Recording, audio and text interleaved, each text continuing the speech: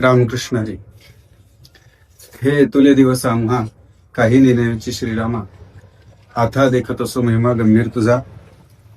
वैकुंठवासी श्री संत श्रीराम महाराज निहुणकर यांच्या जन्मशताब्दी वर्षाच्या निमित्ताने आणि यावर्षी अधिक मासाच्या या पावन पर्वावरती श्री क्षेत्र श्रीधाम पंढरपूरला अर्थात अवघा रंग एक झाला, रंगी रंगला श्रीरंग.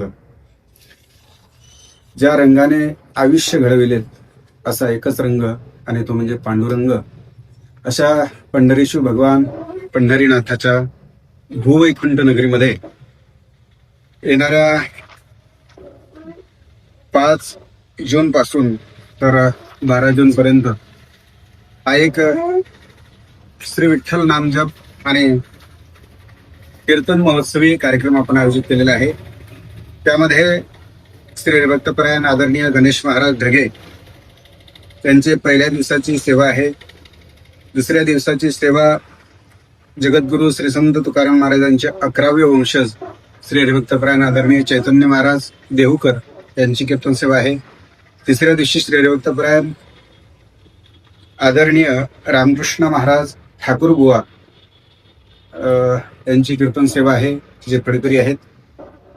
त्यानंतर श्री संत कबीर महाराज यांचे वंशज श्री हरिभक्तपरायण आदरणीय भागवत महाराज कबीर यांची कीर्तन सेवा आहे. त्यानंतर श्री हरिभक्तपरायण आदरणीय विठ्ठल महाराज नामदास अर्थात श्री संत नामदेव महाराज यांचे 17वे वंशज यांची कीर्तन सेवा आहे. त्यामध्ये प्रवचन सेवा सुद्धा आहेत. हरिभक्तपरायण आदरणीय अंगद महाराज दताळा, हरिभक्तपरायण आदरणीय योगेश महाराज पंढरपूर, हरिभक्तपरायण रवींद्र महाराज ठाकरे तुरखेड, हरिभक्तपरायण आदरणीय सोपान महाराज कोंड, श्री हरिभक्तपरायण आदरणीय विष्णू महाराज काकणवाडा यांचे प्रवचन रूपी सेवा सुद्धा आहेत. आणि 24 तास विठ्ठल नामजप आहे. अधिक मासाचा पावन पर्व आहे.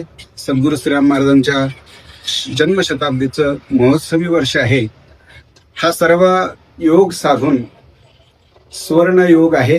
आणि त्या पावन पर्वावरती श्री क्षेत्र पंढरपूरला अर्थात श्री संत सखाराम महाराजांचा मठात योगायोग असा आहे.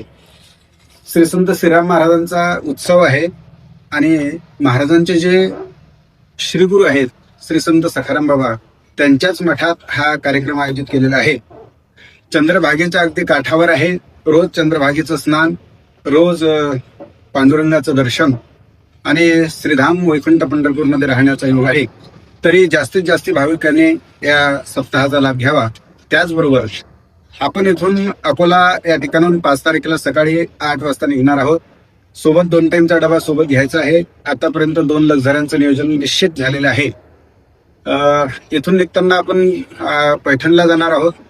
तिथं श्री संत एकनाथ महाराजांचं दर्शन घेऊन रात्रीला आळंदीला मुक्कामी थांबणार आहोत. दुसऱ्या दिवशी पहाटे इंद्रायणीचं स्नान करून आळंदी श्री ज्ञानोबाऱ्यांचं दर्शन, त्यानंतर देहूला जाऊन श्री तुकोबाऱ्यांचं दर्शन, त्यानंतर पुढच्या प्रवासात आपण जेजुरी इथं जाणार आहोत. त्यानंतर सासवडला जाणार आहोत. त्यानंतर नारायणपूर आहे जिथं दत्तात्रय भगवंताचं ठिकाण आहे, तिथं आपण जाणार आहोत. त्यानंतर प्रतिबालाजी म्हणून त्याच परिसरामध्ये आहे, त्याचंही दर्शन आपण घेऊन रात्री उशिरापर्यंत 6 तारखेला पंढरपूरला पोहोचतो आहोत. 7 तारीखला सकाळपासून तिथं सप्ताहाची सुरुवात होईल आणि 12 तारीखला त्याचा समारोप होईल. काल्याच्या कीर्तनाने समारोप झाल्यानंतर महाप्रसाद घेतल्यानंतर पुढे आपण तुळजापूर जे 3.5 शक्तिपीठापैकी एक शक्तिपीठ आहे तिथलं दर्शन घेऊन पुन्हा अकोल्याला येणार आहोत. असा 5 तारखेपासून 12 तारखेपर्यंतचा हा संपूर्ण कार्यक्रम आहे.